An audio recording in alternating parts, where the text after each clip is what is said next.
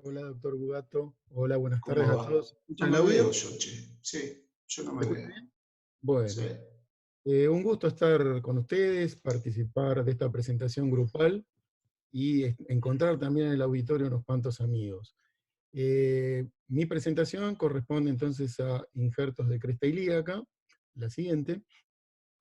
Injertos que tienen una serie de indicaciones en casos de severas atrofias, es decir, cuando tenemos un paciente con una gran reabsorción extensiva de uno o dos maxilares, nos vemos en la obligación de resolver el caso o bien con un injerto onley de cosecha extraoral, dada la característica de gran disponibilidad de hueso córtico esponjoso que la cresta nos permite, o bien en algún caso, si se tratase de un maxilar superior, podríamos optar por implantes cigomáticos. La elección puede estar en alguna medida apoyada de acuerdo a la experiencia del equipo tratante. Bueno, en este caso vamos a resolver y a eh, hacer la presentación sobre cresta ilíaca. ¿Qué características tiene este hueso? Bueno, que puede ser incluso cosechado de forma bicortical,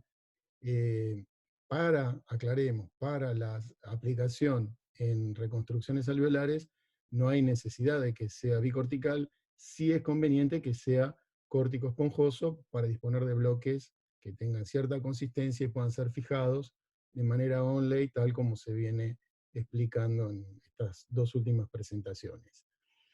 ¿Qué ventajas tiene el trabajar con la cresta ilíaca anterior? Aclaremos, porque también puede haber cosecha de cresta ilíaca posterior. Bueno, que podemos en simultáneo ir avanzando quirúrgicamente en los dos sitios, el receptor y el hecho dador, con dos equipos en simultáneo, lo cual economiza tiempos quirúrgicos, ¿sí? A pesar de eso, nuestra idea y la tendencia en general es a mantener el injerto en su mismo lecho de cosecha hasta tanto tengamos la posibilidad de trasladarlo directamente al sitio receptor y fijarlo. Es decir, el colocarlo de forma intermedia en solución fisiológica no es bueno para ese injerto desde el punto de vista de la viabilidad de los eh, osteocitos que traslada y de alguna manera estaríamos limitando la capacidad osteogénica de ese hueso. Se indica que al tener un origen endocondral podría potencialmente tener una mayor reabsorción, a diferencia de los injertos intraorales, que todos son del mismo tipo de osificación membranoso. Y por supuesto, es una cirugía que tiene cierta morbilidad, una morbilidad que puede tener, digamos, situaciones de edema, hematoma, el paciente en la zona de cosecha, que serían bastante esperables, así como alguna dificultad en la marcha, porque el abordaje de la zona muchas veces implica la desinserción de algunos músculos que participan justamente en la función locomotora. Pero también podemos encontrar complicaciones y entre ellas cabría señalar, bueno, la posibilidad de una infección y algunas alteraciones sensitivas de la zona si no tenemos en cuenta la anatomía que tiene en la vecindad del área de cosecha hacia, digamos, hacia la zona externa y superior,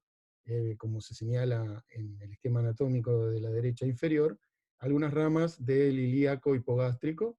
y hacia lo que sería inferior y más medial tendríamos algunas ramas del fémur cutáneo. Si la anatomía es normal y se tienen los cuidados de emplazar la incisión entre esas referencias anatómicas, que a la palpación se perciben como jalones anatómicos, la espina ilíaca anterosuperior como un elemento más anterior, y hacia atrás el tubérculo del ilion, podemos cosechar perfectamente alrededor de 5 o 6 centímetros de hueso sin mayores peligros. La siguiente. Decíamos que bueno, los pacientes que son tributarios de esta técnica son aquellos que presentan grandes reabsorciones maxilares, lo cual se traduce en el examen extraoral en pacientes que van a tener una disminución de la dimensión vertical facial por pérdida de la dimensión vertical alveolar, justamente. Esto puede, en los casos más severos, incluso eh, reflejarse en lo que sería alguna quelitis comisural o acentuarse en algún tipo de repliegue comisural bilateral. También lo que vamos a observar en estos pacientes es una apertura del ángulo nasolabial, justamente por falta de proyección del labio superior, es decir, clínicamente diríamos que tiene una falta de soporte labial nuestro paciente. Y esto es lo que, bueno, se puede observar en este caso, bastante disimulado también por la presencia de barba y bigote en el paciente masculino. La siguiente. Desde lo que es el examen intraoral, bueno, vemos claramente una posición mucho más distal del reborde anterior del maxilar superior. Si tuviéramos la chance de palparlo, percibiríamos que tenemos una mucosa resiliente, no hiperplásica, no requiere una resección previa, pero esto habla a las claras de una reabsorción que uno podría catalogar, si fuéramos nuevamente a la clasificación de Lecombe y Sarb, en lo que sería una clase D o una clase E, una severa reabsorción. Y desde el punto de vista de lo que es la dimensión vertical de ese reborde, bueno, es que se ve en este corte tomográfico, es escasa, digamos, la distancia que existe entre el piso de la fosa nasal y el reborde anterior. La siguiente. Desde el punto de vista de la técnica de la cosecha, ya mencionamos los límites de la incisión oblicua cutánea que se emplaza. Muchos la hacen llevando la piel hacia adentro para que después la incisión no quede absolutamente crestal, eh, con la idea de que tenga, digamos, menor roce con la ropa y tenga menor irritación y mejor evolución la herida de cosecha cutánea. El esquema muestra a la derecha una cosecha de doble cortical, bicortical, lo cual está más indicada en reconstrucciones de tipo segmentarias, es decir, para aportar hueso donde hay un faltante completo por una resección tumoral, por ejemplo. ¿Cómo se hace la cosecha? Bueno, a la izquierda tenemos una imagen de la técnica con osteótomos laminares, que es una buena alternativa, y también podemos tener en cuenta el uso de bisturí piezoeléctrico, que como sabemos tiene muy baja morbilidad, le produce muy baja morbilidad a los tejidos. La siguiente. Desde el punto de vista de cómo, digamos, manejar esa cosecha, un dato de relevancia es tratar, dentro de lo posible, de dejar, aunque sea la mitad del reborde cristal, indemne, como para que el paciente, tanto a la palpación como a la vista, incluso en pacientes delgados, no perciba un hundimiento en la zona. Y para eso se han diseñado estas técnicas. En general nosotros hacemos o bien lo que se ve a la derecha en la imagen clínica, que preserva una de las corticales, o con mayor frecuencia lo que sería el esquema B de la imagen izquierda, que de alguna manera delimita un fragmento óseo crestal pediculado con los tejidos blandos musculares externos, el tensor de la fascia lata sería el aportante de nutrición vascular, y podemos luego cosechar inferiormente de la parte interna un remanente de cresta y al finalizar la cirugía lo reposicionamos, este fragmento pediculado, y a la palpación y a la vista realmente no hay ningún tipo de discontinuidad y estéticamente se logra un muy buen resultado. En general, también como para hablar de técnica de cosecha, colocamos en el sitio dador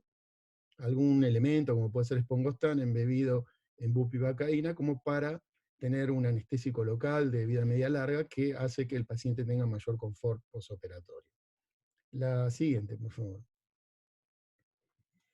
Las incisiones en general son también en lo que sería el área de mucosa oral, no son absolutamente cristales, sino que son ligeramente emplazadas hacia el vestíbulo. Eso permite que hagamos un legrado descendente y de alguna manera centrípeto, como para tener una buena exposición de la cresta alveolar, tanto en el sentido vestibular como en el sentido vertical y con alguna insinuación a exponer el hueso palatino. Y a partir de ese manejo de los tejidos blandos, vamos a hacer técnicamente la aposición del injerto Donnelly tal cual describió el doctor Bugato, en el sentido de muchas veces generar perforaciones que aporten nutrición vascular y células del endostio en el lecho receptor, y a veces simplemente la colocación del injerto con una muy buena fijación, que en los bloques más grandes, como se observan en las imágenes, va a tener al menos 2 tornillitos, que son, como vamos a ver después también en el control radiológico,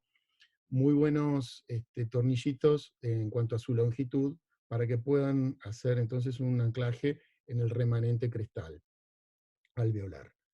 El siguiente paso, como también se mencionó anteriormente, es la cobertura mucosa muy meticulosa,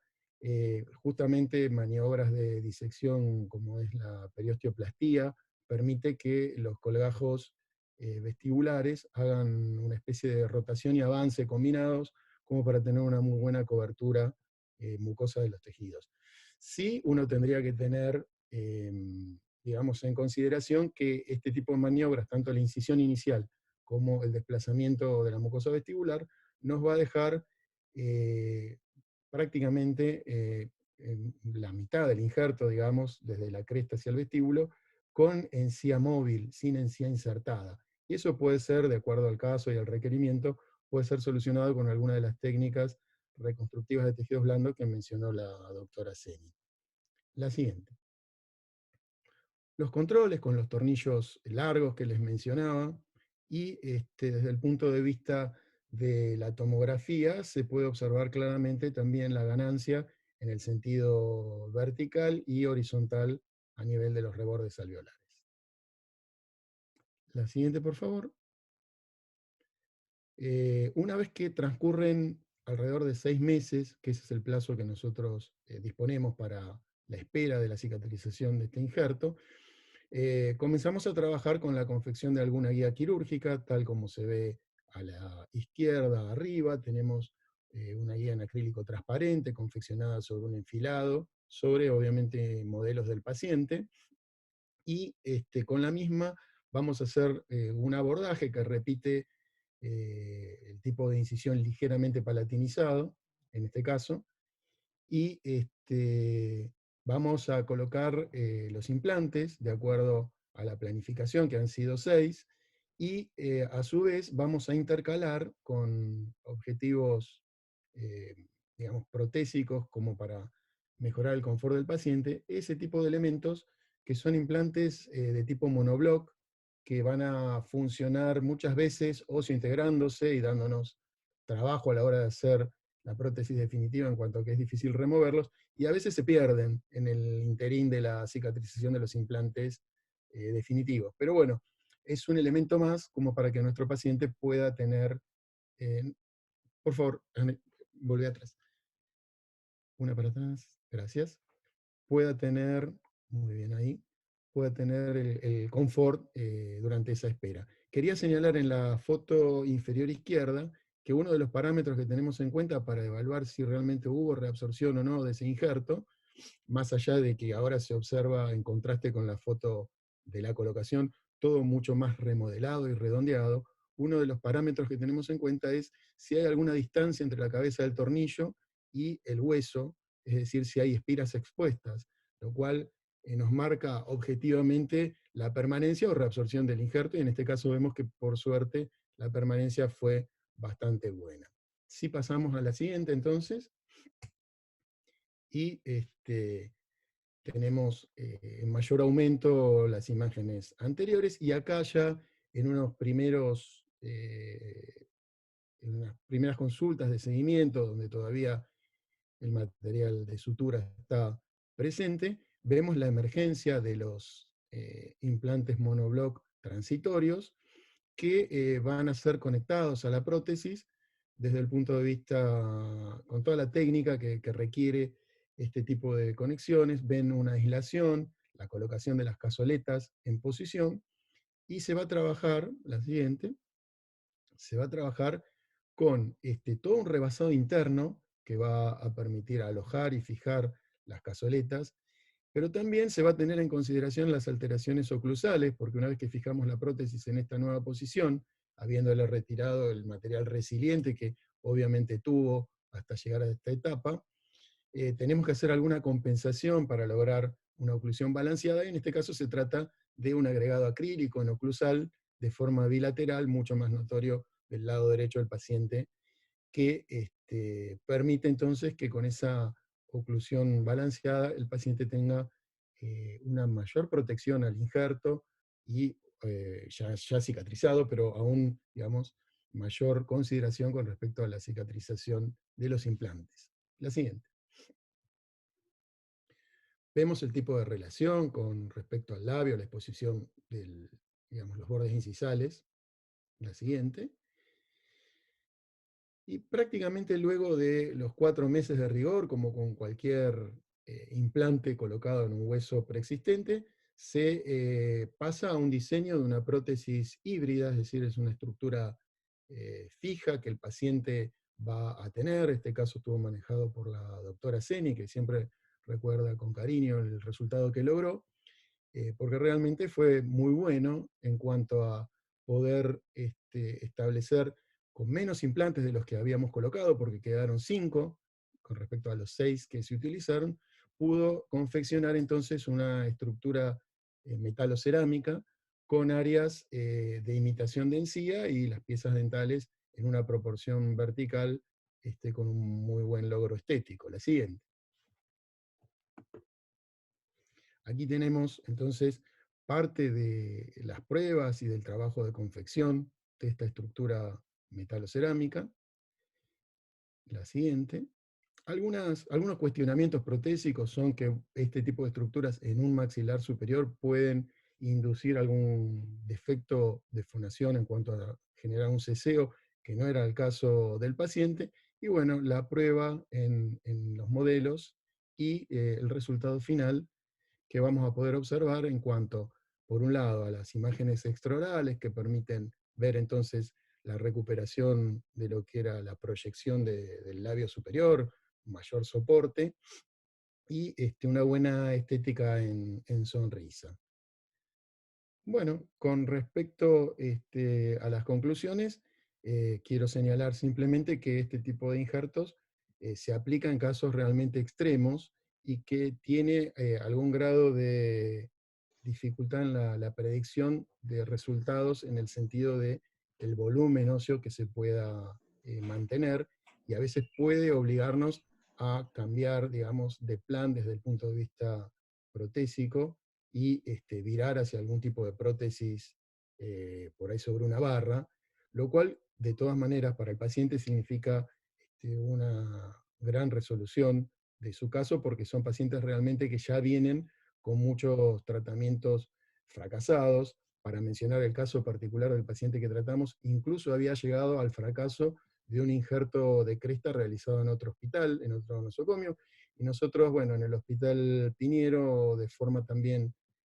integral en cuanto al manejo de equipo, pudimos darle esta resolución que consideramos muy satisfactoria.